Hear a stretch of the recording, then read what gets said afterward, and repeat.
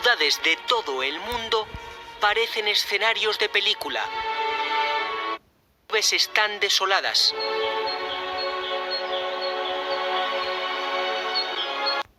A una plaga creada en un laboratorio. Ahora recorre la ciudad desierta buscando supervivientes. Pero lo único que encuentra son animales.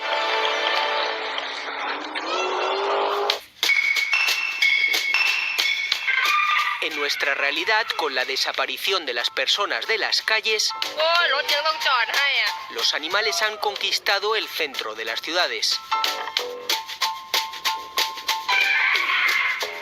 Aquí hemos visto corzos en el acueducto de Segovia o en las calles de Valladolid. ¡El corzo! ¡El corzo! ¡El corzo!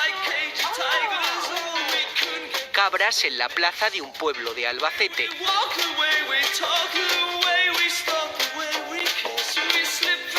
Un jabalí caminando por Guecho, Vizcaya. Y hasta un oso a la vuelta de la esquina en Asturias.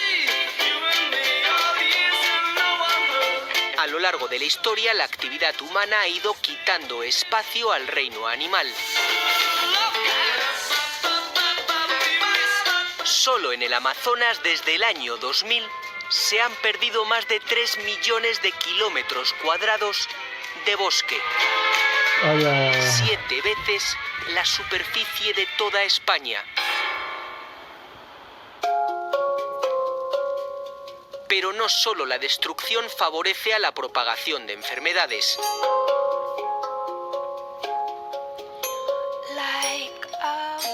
Estas son imágenes de una operación de la Guardia Civil a principios de año. Un hombre en Valencia fue detenido por traficar con especies exóticas. Guardaba en su casa lagartos, serpientes y hasta 29 especies ilegales. Según un informe de la Wildlife Conservation Society, el tráfico ilegal favorece la diseminación de enfermedades que afectan también a la población humana, como la salmonelosis, malaria o enfermedad de Chagas. Como el 75% de las nuevas enfermedades humanas de las últimas décadas, los científicos afirman que el COVID-19 es también de origen animal. Sí que sabemos que hay algún estudio científico publicado que indica que este virus es claramente de origen animal. Luego, hipótesis de ciencia ficción puede haber todas las que queramos. De aquí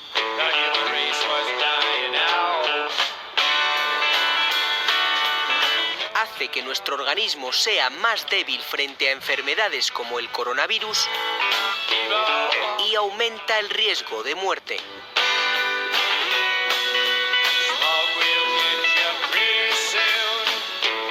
La Universidad de Harvard dice que un pequeño aumento en la exposición a largo plazo a las partículas contaminantes de menos de 2,5 micras conduce a un gran aumento en la tasa de mortalidad de COVID-19.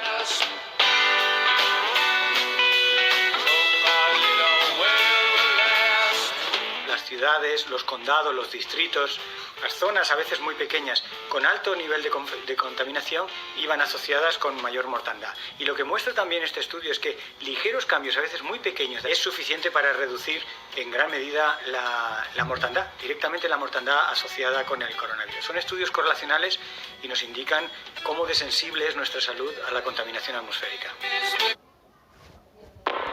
Muestras.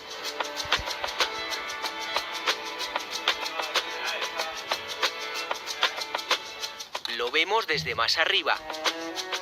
Es España a vista de satélite. Las zonas rojas son donde más dióxido de nitrógeno se concentra. Tras el confinamiento prácticamente han desaparecido.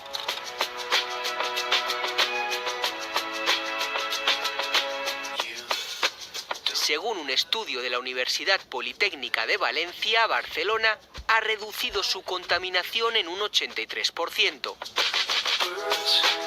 Y después Castellón y Madrid y Alicante y Bilbao son las ciudades más beneficiadas climatológicamente por el confinamiento. La pandemia está ya cambiando nuestras ciudades.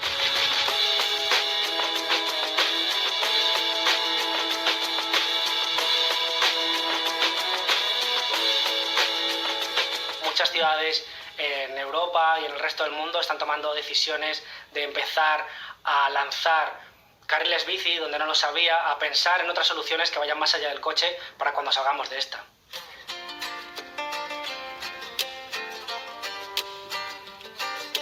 En Berlín han pintado nuevos carriles bici de amarillo en las principales vías. Y han ensanchado los que había para respetar el distanciamiento por el COVID-19. En España, el ministro de Sanidad ya sugirió usar más las dos ruedas. Es preferible, por tanto, acudir al trabajo andando, en bicicleta. Pero más que palabras,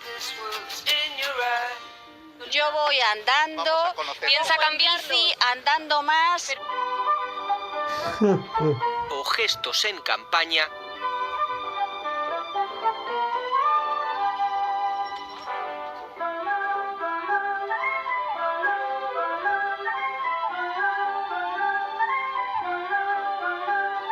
el confinamiento por el coronavirus nos permite repensar el modelo de ciudad que queremos, con aires más limpios. El efecto de dos meses de todo el planeta parado apenas ha notado la acumulación de gases de efecto invernadero en la atmósfera, con lo cual eso nos da también una dimensión de la gravedad de la crisis climática en la que estamos viviendo. Entonces, salir de esta crisis con las mismas soluciones que nos han llevado a la crisis climática, pues sería un error. Corremos el riesgo de olvidar las políticas de energías limpias como prioridad y que la prioridad pase a ser, sin embargo, la reactivación económica a cualquier coste, aunque sea con el coste de nuestra salud desde el punto de vista medioambiental. Captemos el mensaje de que tenemos que darle más opciones a la naturaleza y que ella responde, pero le tenemos que dar opciones y tenemos que bajar la presión. De no ser conscientes de esta medida que tenemos que tomar entre todos, cuando salgamos del confinamiento volveremos otra vez a las condiciones que nos han traído aquí, que muchas tienen que ver con un estado de la naturaleza muy lejos del equilibrio y de la estabilidad.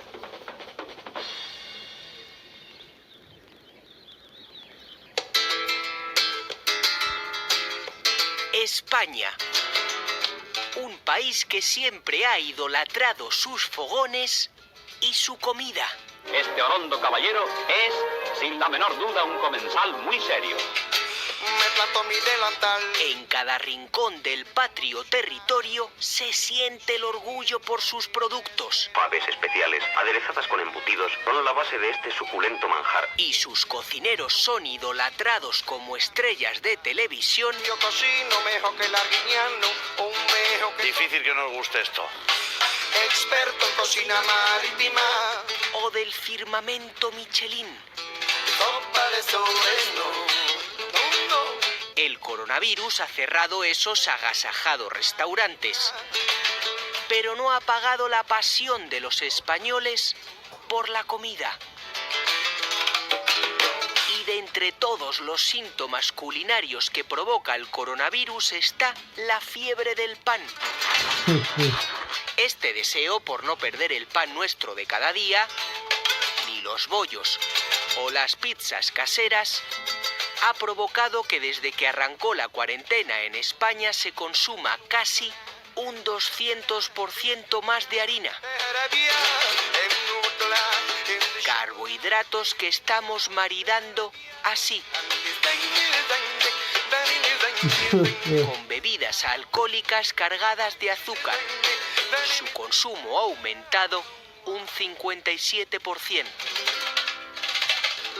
situación actual puede profundizar, digamos, o puede intensificar hábitos alimentarios poco saludables. Para luchar contra el coronavirus, a los españoles nos han pedido además que permanezcamos en el hábitat natural del sedentarismo, nuestra casa. Y en un país con casi un 40% de la población adulta con sobrepeso, el riesgo de que otra pandemia nos infecte se disparará. Sigo cantando con las puertas abiertas. La de los michelines. Es pronto para saber cuál es el impacto en la obesidad, pero si esta situación permanece, es probable que los hábitos alimentarios que se generen durante esta época, durante esta etapa, permanezcan. Pero ojo, porque el sobrepeso no solo tiene que ver con los malos hábitos. Cuanto menores son los ingresos de una familia, mayores son sus posibilidades de ingerir comida basura y caer en la obesidad. Las familias con menos recursos están sin duda pasando un peor confinamiento por varios motivos. El primero es que tienen más probabilidad de estar afectadas por el cierre de la economía, que el sector donde trabaja esté afectado por el cierre que ha producido el estado de alarma. El no tener recursos para comer es un problema muy grave para los chavales y lo que no podemos hacer es aprovechar esta situación para, en lugar de seguir dándoles la comida que necesitan sus organismos, malnutrirlos con comida basura. Esos alimentos poco saludables también están sustituyendo los menús de los alumnos con beca comedor en la Comunidad de Madrid.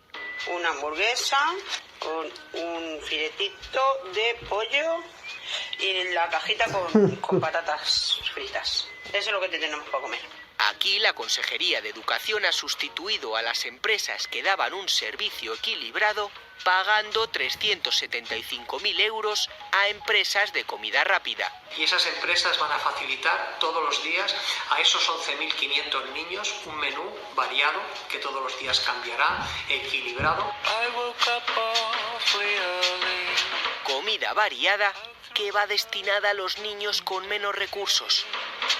Una medida que ha sido denunciada por las asociaciones de padres.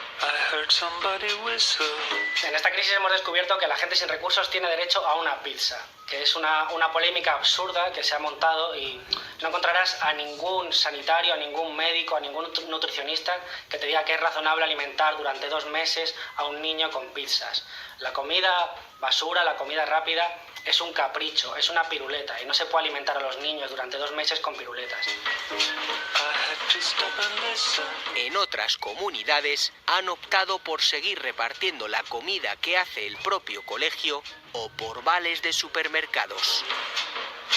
Y esta variedad en las fórmulas de las comunidades autónomas a la hora de compensar por la falta de comedores escolares nos permitirá ver cuál es el impacto de las distintas fórmulas en la salud de los niños. De esta crisis saldremos más desiguales todavía. Los niños con entornos más desfavorecidos perderán también oportunidades en educación. Más desventajas, sobre todo en estas condiciones, a partir de la educación a distancia, puesto que estos niños disponen de menos capacidad para utilizar nuevas tecnologías. Solo 1 de cada 5 niños dispone de un ordenador para poder hacer los deberes y además es más probable que sus padres carezcan de las habilidades digitales para poder ayudarles con las tareas del curso. La falta de recursos también provoca que en los barrios humildes el confinamiento sea más duro. Con pisos más pequeños, el encierro puede terminar en depresión.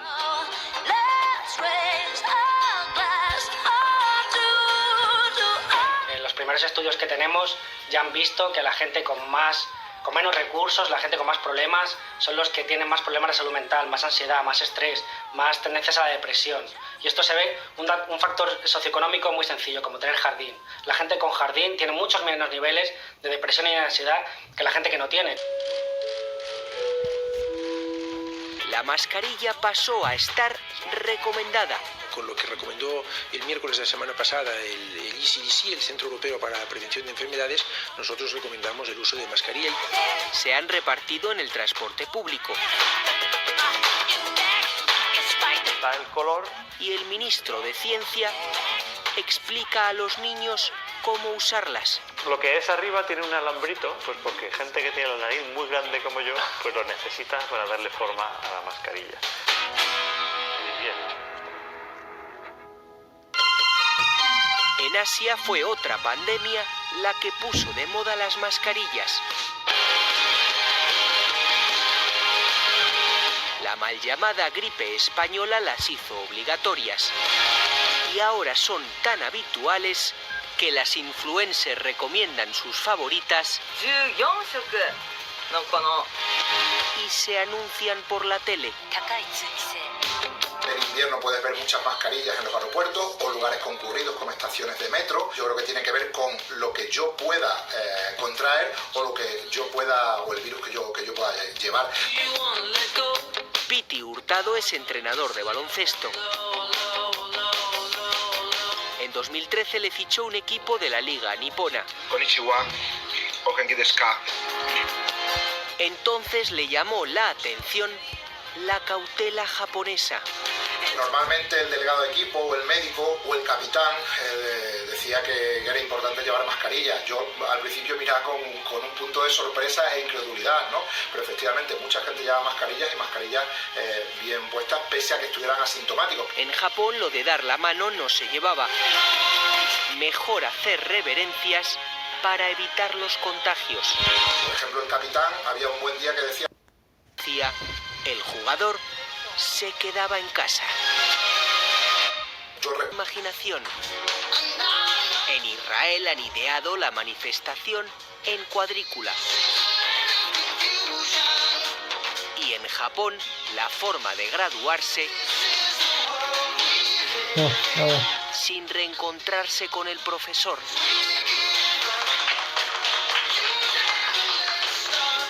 En España, nuestra gran innovación ha sido esta: conseguir que el teletrabajo llegue por fin a empresas como la de Teresa. No estábamos tan mentalizados para que el banco pudiera teletrabajar, pero ahora mismo la realidad es que somos capaces de estar funcionando desde cualquier sitio del mundo donde tengas una conexión a Internet.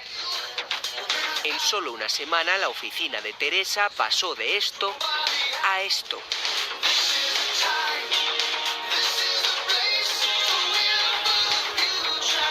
Hoy las videollamadas Hola, buenos días, chicos, ¿qué tal? han sustituido a las reuniones presenciales. Y una empresa que recelaba del trabajo desde casa ahora le ve las ventajas. Que tengáis un buen día, chicos. Esto nos ha abierto un mundo de herramientas, de posibilidades para poder contratar gente que no sea o que no viva físicamente en Madrid, que pueda viajar de vez en cuando para tener reuniones, pero que su mayor parte de su tiempo esté trabajando desde casa. Nosotros vamos a seguir con la experiencia, no será al 100%, porque evidentemente no será al 100%, pero sí que combinaremos ambos mundos. Una tendencia que el gobierno quiere hacer permanente. No es una solución de emergencia. Ha venido, creemos humildemente, para quedarse. Hasta ahora el teletrabajo era una entelequia, algo que se decía en las reuniones de recursos humanos, pero que en realidad no se aplicaba o incluso podía llegar a estar mal visto en muchas empresas. Y eso lo estamos viendo ahora, que muchos de los sitios donde decían que no era posible teletrabajar, en realidad sí que lo es. Llevamos más de 40 días confinados y nos preparamos para salir poco a poco a la calle, como ya lo hacen otros países. Porque la crisis mundial de salud pública provocada por el COVID-19 no se acabará del todo hasta que la ciencia no encuentre una vacuna. ¿Cómo será lo que ahora consideraremos normal? Nos preparamos para adentrarnos en una nueva normalidad. No podremos volver a esa normalidad que ya tenemos incluso un poco idealizada de antes de la pandemia, porque esa normalidad está cargada de equivocaciones que nos harán caer en otros riesgos para nuestra salud de la escala similar a la que estamos sufriendo ahora.